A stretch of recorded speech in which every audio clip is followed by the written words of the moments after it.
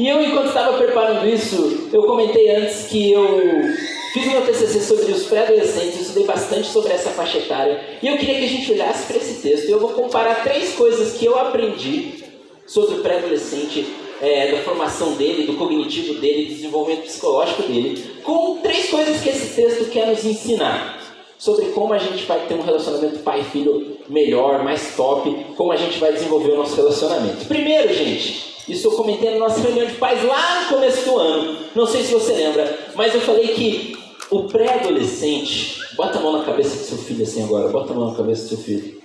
Está sentindo calor? Está sentindo que está quente? Sabia que a fase da pré-adolescência é a fase onde o cérebro de uma pessoa mais desenvolve na vida. Nunca em nenhuma outra fase da vida vão ser ligadas tantas ligações neurais no cérebro de uma pessoa. Nunca o cérebro vai se desenvolver tanto quanto na cabecinha aí desses pré-adolescentes. Então, gente, é nessa fase onde eles começam a ter certezas das coisas, onde eles começam a olhar para o mundo e não só para eles começam a tirar conclusões, eles falam, nossa, aquilo funciona assim? Ah, então, entendi. Eles olham para o relacionamento, eles olham para os pais em casa e eles falam, ah, os meus pais se comportam assim? Ah, então é assim que tem que se comportar. Eles olham para os amigos da escola e eles falam, ah, meus amigos da escola fazem isso, vou fazer também.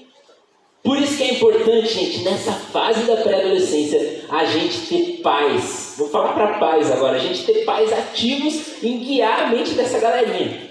É nessa fase da vida onde a cabeça deles está mais criando coisas e se desenvolvendo e crescendo.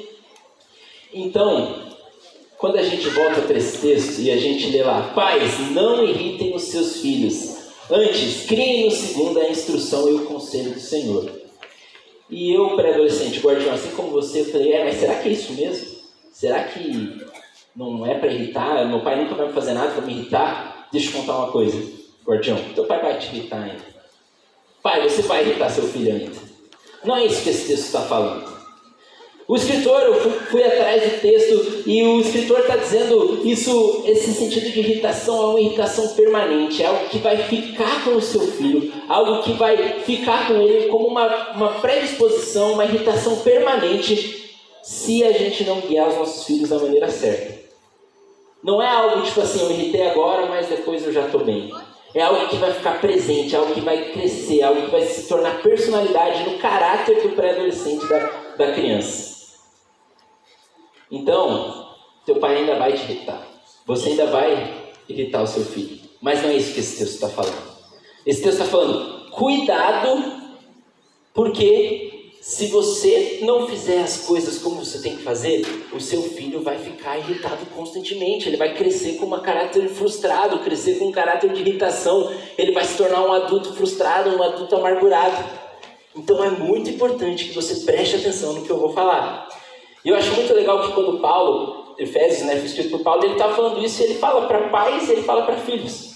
Efésios 6, de 1 a 3, ele fala, filhos, pais, quer dizer, filhos, obedeçam seus pais. Esse é o primeiro mandamento com promessa. Efésios 6, 4, ele fala, filhos, prestem atenção, seus pais, ao contrário, né? Filhos, obedeçam seus pais, e 4, pais, não irritem seus filhos. Então Paulo faz essa pregação para pais e filhos, entendendo que é um relacionamento que precisa ser mexido, precisa ser aprendido.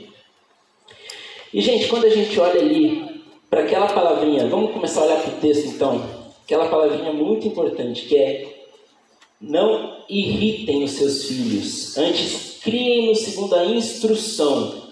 Essa palavra instrução, quando a gente olha para o texto original também, ela tem uma tradução que ela bota em equilíbrio 2 coisas. Ela bota em equilíbrio a repreensão e o conselho. A disciplina e o amor. Então, assim, o papel do pai é disciplinar o filho quando tem que disciplinar, mas também dar conselhos, dialogar, conversar com o filho quando tem que dialogar. Mas existe o pai que só disciplina e deixa a parte do conselho para a mãe. E existe pai que às vezes só dialoga e deixa a parte da disciplina só para a mãe. Ou às vezes pai que não faz nenhum dos dois, ou mãe que não faz nenhum dos dois.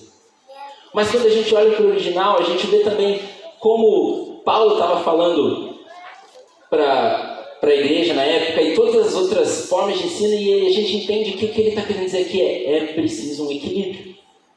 Se você tem sido muito disciplinador com o seu filho, se você tem sido muito bravo, se tem sido muito só limites, sem dialogar, sem procurar entender, lembra que é nessa fase que a criança começa a desenvolver o pensamento dela, começa a crescer, começa a olhar para o lado, começa a pensar nas coisas. Cuidado, que Paulo está dizendo assim, cuidado, porque isso pode fazer com que ela vire um adulto frustrado. Puxa, eu nunca tive um pai que me aconselhou. Puxa, eu nunca tive uma mãe que me disciplinou, meu pai que me colocou limites. Eu fiz o que eu pude na minha vida. E no máximo eu ganhava um conselho do meu pai. Isso tem tudo a ver com o que a gente já viu, que o pré-adolescente, olhando para fora, ele precisa desses limites.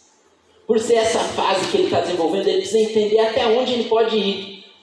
Eu posso ir para cá, eu posso ir para lá, eu posso fazer isso, eu não posso fazer isso. Mas, guardião, eu falo isso para vocês, nos nossos encontros de sexta-feira e de domingo. Vocês não são mais crianças. Ou vocês são crianças ainda? É, Rafa? Vocês não são mais crianças. O pré-adolescente não é mais criança. Ele fica frustrado se você bota um limite nele, e você bota uma disciplina, e você não explica. E você não fala, e você, puxa, por que está acontecendo isso comigo? A criança não tem essa percepção ainda. O pré-adolescente já começa a ter. Por que está acontecendo isso comigo? Por que antes eu podia fazer isso e agora eu não posso mais? Qual que é o meu limite agora? Por que meu irmão pode fazer uma coisa e eu não posso? Então a primeira coisa que esse texto está falando para a gente, essa questão de instrução você precisa de um equilíbrio entre disciplina e diálogo, entre amor e limites. A segunda coisa, continuando para ler o texto, criem-nos. Quando a gente olha para essa palavra, criem-nos, se a gente for olhar de novo para o original, ele está falando, trazer da infância, pegar na infância e desenvolver eles até eles crescerem. Isso significa que você precisa acompanhar o seu filho. Tem pai que o filho já chega na pré-adolescência e fala assim, você já está grandinho o suficiente, você pode fazer suas coisas agora. E esquece que ainda é necessário um investimento por parte do pai. Eu estava nesses meus estudos, olha só uma frase que eu anotei de um psicólogo, ele falou assim, os adultos significativos são pessoas mais velhas que convivem diretamente com os indivíduos em desenvolvimento durante a pré-adolescência, como os pais e os professores. Eles são os responsáveis por organizar o aprendizado do pré-adolescente, a fim de que ele o internalize. Então, pai, você, como pai de pré-adolescente, ainda é responsável por organizar o pensamento na cabeça desse pré-adolescente, por ajudar ele a incentivar. Vai na igreja, faz isso. A minha mãe sempre fala assim, que ela me obrigou a ir na igreja até a idade que ela não conseguia mais me obrigar. Porque enquanto ela me obrigou, e ela conseguia me obrigar, eu ia. E ela falou assim, sabe o que foi bom, João? Porque eu te obriguei a ir na igreja até a idade que eu conseguia, quando eu não conseguia mais, eu não precisava te obrigar. Você ia porque você queria. Então, às vezes, o pré-adolescente, eu sei porque eu já fui um pré-adolescente, guardião, eu sei porque eu já fui um de vocês, vocês vão falar assim para o pai de vocês, pai, não estou afim não. E nessa programação assim, sei lá, não tem muito amigo lá, estou meio cansado hoje, fiz um monte de coisa na escola. Pai, não sei não, tá frio hoje, né? Se a gente ficar em casa e pedir uma pizza hoje?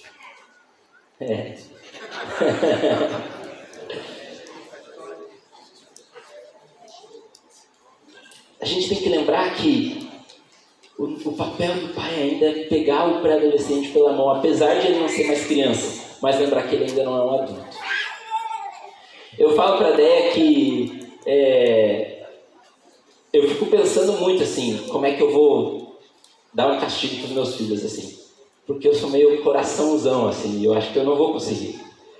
Eu falo, cara, como que será que eu vou ser? Será que eu vou ser bravo? Será que eu vou ser muito amigão? Será que eu... Dedé fala, você seja bravo também, porque eu não quero ser bravo sozinho. E eu tento e tal. Eu falo assim, Déia, mas eu tenho certeza de uma coisa. Eu nunca vou castigar meus filhos impedindo alguma coisa da igreja. Tipo assim, você se comportou muito mal hoje, então você não vai nos guardiões hoje. Você se comportou muito mal hoje, então você não vai no PGM hoje. Ué, você Se tem um lugar que o seu filho precisa ir, que precisa ser incentivado para ir, é nos guardiões, é no PGM, é nos encontros. Aí você manda uma mensagenzinha para o conselheiro e fala assim: tio, hoje meu filho, ele foi muito desobediente. Tem como você falar com ele aí também? Tem como você conversar com ele? Aí entra esse papel que a igreja pode ser um auxiliador. Mas é importante ter claro que é preciso alguém para empurrar para a igreja, trazer para a igreja. Vem, faz, participa, vive, cresce, desenvolve. Minha mãe sempre fala isso para mim: o maior presente que ela recebe é quando, hoje em dia não, né, por causa da vida do ministério, mas quando ela me via servindo na igreja, ela falava: nossa, João, eu não preciso nem te pedir para ir, você já vai. E isso, gente, não é algo desenvolvido aleatoriamente. Por último, para a gente terminar, a gente vai entender desse texto que ele fala assim no final: criem segundo a instrução e conselho, mas aonde? No Senhor. Ele termina esse texto falando assim: no Senhor. E se você for ler todos os livros de psicologia, desenvolvimento, sobre em qual fase está o pré-adolescente, você vai descobrir que ele está na fase do operatório concreto.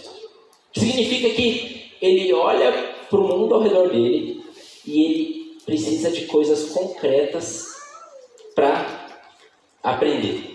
Ele precisa do exemplo no dia a dia. Por isso que na escola o professor vai explicar como faz divisão e ele fala assim: aqui tem uma barra de chocolate de 12 pedaços. Se eu dividir ela em 2, cortar no meio, vai ter 6 pedaços, um para cada lado. Fiz a conta certa, né? Esses dias eu perguntei para o povo o que eles estavam aprendendo, eles falavam fração. Fração, né? Vocês estão aprendendo fração. E não é assim que o professor explica? Joãozinho tinha uma barra de 15 pedaços. Tinha que dividir em 3 pessoas. Quanto que dá? 5 pedaços para cada, Rafa. Isso aí. Mas, gente, quando a gente aprende que a gente tem que guiar no Senhor, isso nos dá responsabilidades. Aqui na igreja e nas nossas casas também, é ser um exemplo dentro de casa. Ser um exemplo dentro de casa. O pré-adolescente, ele aprende melhor quando ele observa e pratica. Por isso que a gente faz teatro, por isso que a gente faz coisas dinâmicas, por isso que a gente faz Olimpíadas, por isso que a gente faz batalha, por isso que a gente faz essas coisas. Porque o adolescente, ele olha, ele entende, ele aplica. Às vezes você fica: nossa, eu estou levando meu filho na igreja, eu estou incentivando, eu estou fazendo isso, eu estou não sei o que, eu estou cuidando dele, mas ele não tem tido um tempo de orar e ler a Bíblia. Eu não sei mais o que fazer. E daí, você se pergunta: puxa, quantas vezes será que meu filho viu eu fazendo isso? Eu sempre falei também que eu aprendi a orar em casa por causa da minha mãe e do meu pai. Mas principalmente da minha mãe. A minha mãe, ela acorda desde que eu me conheço por gente às 4:30 da manhã e começa a orar. E ela ora até umas 6:30, 7 horas. Então eu levantava cedo da escola, levantava lá para ir escovar o dente, eu estudava de manhã, voltava, chegava na sala, minha mãe estava de joelho orando e eu... Nossa. No começo eu achava meio, sei lá, demais, né? Aí eu fui crescendo e fui entendendo e fui aprendendo. E eu já falei isso para os guardiões: a minha vida com Jesus só mudou. Só comecei a ter uma vida de Jesus de verdade quando eu fiz o quê? Comecei a acordar cedo igual minha mãe. Eu lembro que um dia eu estava chateado, eu estava: cara, toda semana é isso, eu vou fazer minha devocional, não, já estou com sono. Ou eu dormia lendo a Bíblia, ou eu falava que ia deixar para amanhã e nunca fazia. E passava uma semana, 2 semanas, 3 semanas. Guardião, quando foi a última vez que você leu a Bíblia? Uma semana, 2 semanas, 3 semanas. E a minha vida só foi mudar quando eu falei para mim mesmo. E eu não era muito mais velho que vocês não, guardiões. Eu tinha uns 13 anos. Eu falei: eu vou ler a Bíblia de manhã. Quando eu acordar, a primeira coisa que eu fazer. Porque aí eu não vou ter desculpa. Ah, estou muito cansado. Como assim? Você acabou de acordar? Ah, tem muita coisa para fazer. Não, você levantou meia hora antes. Você tem essa meia hora sem nada para fazer. Ninguém vai te ligar 6:30 da manhã, 7 horas da manhã. Não vai ter distração.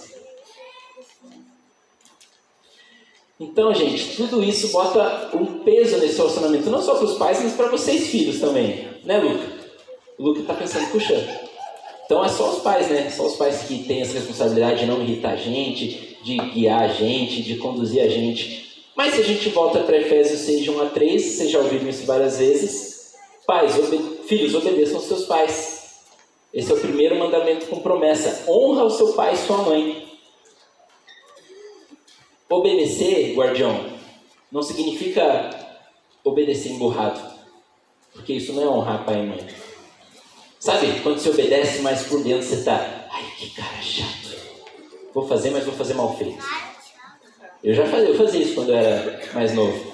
Eu ia lavar a louça, mas deixava os pratos meio mal lavados, só de raiva. Ai, cara chato. Ou obedecer, mas demorar para obedecer. Isso não é honrar pai e mãe. Eu vou obedecer, mas espera um pouquinho que meu joguinho no Fortnite está acabando, só mais 15 minutos. Espera um pouquinho que meu joguinho no Roblox aqui, mais 10 minutinhos está acabando e eu vou. E aí? Deus não fala, Efésios não fala só para a gente obedecer, fala para a gente honrar pai e mãe. Honrar, é um passo a mais. Então, gente, terminando aqui o nosso tempo, eu queria que você, pai, você, filho, guardião, separado agora, sem contar muita coisa para o seu pai, sem contar muita coisa para o seu filho, você pensasse um pouco no seu relacionamento lá em casa, na sua casa. Pais, pensem aí, puxa, será que eu tenho sido um referencial para o meu filho? Será que meu filho veio lendo a Bíblia? Será que eu tenho incentivado meu filho a ir para a igreja? Será que eu tenho incentivado meu filho a fazer devocional? Será que eu tenho incentivado meu filho a ele vir para a igreja mesmo que ele não queira? Filho, pensa aí. Será que você tem honrado a vida do teu pai e da tua mãe? Será que você tem sido um bom filho? Será que você tem no seu coração honrado? Porque só você sabe o que passa no seu coração. Seu pai não sabe. E eu queria, enquanto eu oro aqui, eu queria chamar as crianças que fazem oficina de artes manuais. Vem aqui lá atrás com a tia Fran. Se você faz oficina de artes manuais, pode ir lá. Vem com a tia Val e com a tia Deia lá. E eu vou pedir ajuda também de algumas pessoas da equipe. Se você está por aí, vai ali, porque a gente tem uma missãozinha importante agora. Enquanto isso, filhos, pais e filhos, abaixe sua cabeça e orem pelo relacionamento de vocês na casa de vocês. Pensem em tudo isso que a gente viu, tudo isso que a gente ouviu através das músicas, através das oficinas, através das responsabilidades de cada um. E pense, puxa, como é que será que eu tenho sido para o meu filho? Quando a gente olha para esse texto, é engraçado que muitos pais falam assim, nossa, mas eu criei meu filho um excelente cidadão. Ele não rouba, ele é justo, ele é um bom cidadão brasileiro. Mas não é isso que esse texto está pedindo para a gente fazer. Ele está pedindo para a gente criar excelentes cristãos. Antes de ensinar a ser um bom cidadão, um cara ético, uma mulher ética, uma pessoa correta, tem que ensinar a amar a Deus. Como é que tem sido isso? Filho, pensa aí você também. Faz uma oração aí, cada um separado, depois a gente vai ter um momento de orar junto.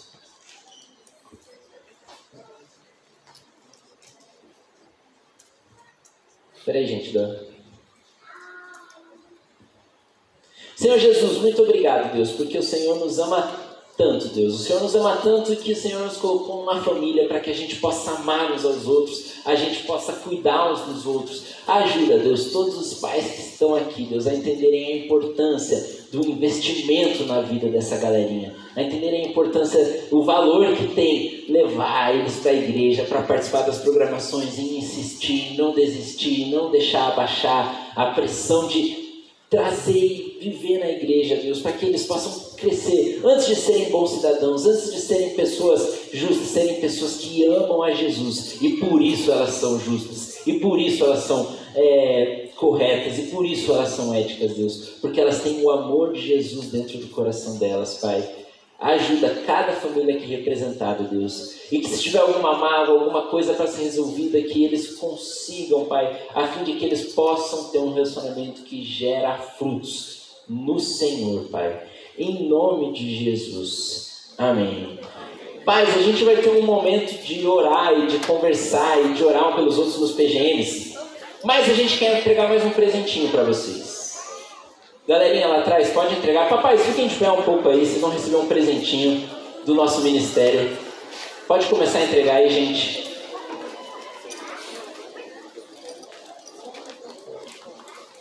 Olha, tá faltando essa filha aqui.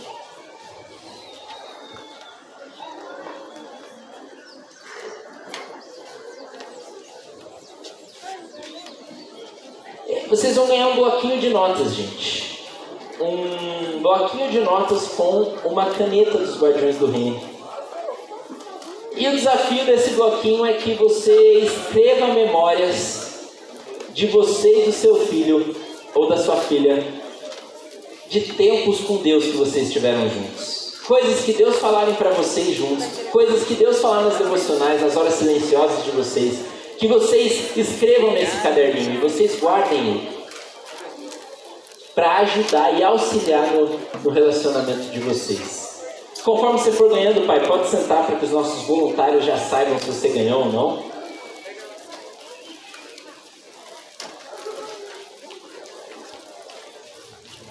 Go! Tocar amanhã à noite. Galera, antes da gente ir para os nossos PGMs, eu queria só lembrar, se você é um músico dos nossos guardiões, a oficina de violão, ou de flauta, ou de violino, ou você canta, amanhã à noite, no culto de domingo à noite, os guardiões vão apresentar, tá? Só, por enquanto, a dança não, só a galera da música. Então venha antes, né, tio Violi? Apareça aqui uma meia hora antes, para a gente deixar tudo certo. Lembrando que o culto à noite começa às 19 horas. Então esteja adiantado para que você possa viver esse tempo que vai ser muito legal. Gente, agora a gente vai para os nossos pequenos grupos. E eu queria pedir o seguinte. Que os tios prestassem atenção. Porque... ai meu Deus, a bateria está indo. É o seguinte. A gente vai para os nossos PGMs. O pai e o filho, tá? Então a galerinha 2011, galerinha meninas 2011, cadê as meninas 2011? Vão lá com a tia Helena, lá embaixo na B1, tá bom, tia Helena? Olha lá, galerinha 2011, pode todo mundo com a tia Helena, pais, filhos, todo mundo lá. Os 2011 meninos, lá com o tio Tom. Tio Tom, levanta o braço aí lá atrás. 2011 meninos, podem ir lá com o tio Tom.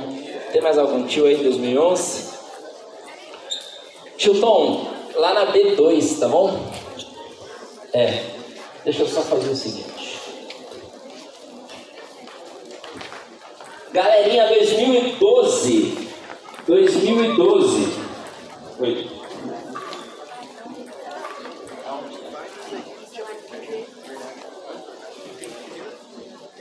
Galerinha 2012, meninos, com o tio Japa. Cadê o tio Japa? O tio Japa tá lá atrás. Obrigado. Eu dei uma mexida. Tio Japa, você vai na B10 lá embaixo, tá bom? Cadê o tio Japa? 2012, meninas, com a tia Jana e a tia Eliana. A tia Jana vai na A1. A1, tia Jana. Vocês vão juntas? A1 então, tá? 2013, da tia Deia e da tia Ju. Vocês vão na B7. B7, lá embaixo. Meninos 2013, com o tio Rogério. Tio Rogério lá atrás. Tio Rogério, vocês vão lá na B4. B4, tio Rogério. B7. Tio André, galerinha 2014 do tio André. Vocês vão lá na sala A5, tio André. A5, é aqui no infantil. Meninos 2014 do tio André. O tio Rafa tá aí? E os meninos do tio Rafa lá atrás, ó. Os meninos do tio Rafa vão na A6. A6, tio Rafa. Faltou alguém? As meninas 2014. Cadê? Com a tia Fran. Meninas 2014 vão ficar com a tia Fran. Tia Fran, vocês vão na B9. Eu dei uma misturada nas coisas. Faltou alguém? Alguém que não foi... menina... Coisa boa demais o que aconteceu aqui hoje. Não é não, pastor? É. E galera, aconteceu um momento de oficinas, apresentação do violão, violino, flauta, coral, danças. E a gente vai ter mais uma oportunidade, se você perdeu, você que tá afim de assistir, vai ser bênção. Amanhã às 19 horas na IBB, apareça porque vai ser um tempo muito especial. Uma apresentação de violino, violão, flauta, de coral. Vai ser um tempo muito especial, um momento especial de Dia dos Pais. Se você tá vendo esse vídeo, não perca a chance. IBB, 19 horas, vai ser legal demais. Se você também está vendo esse vídeo, traga o seu filho, o seu neto, a sua neta, o seu bisneto aqui para o Ministério Guardiões do Reino, né? Se ele tem aí entre 9 e 12 anos, ele será muito bem-vindo. Caso tenha menos, é lá no Kids ainda. No Kids, né? Caso ele tenha mais, no Up no Cross, né? Então, aqui é uma igreja multigerações, de multigerações, né? Multigeracional. Seja muito bem-vindo.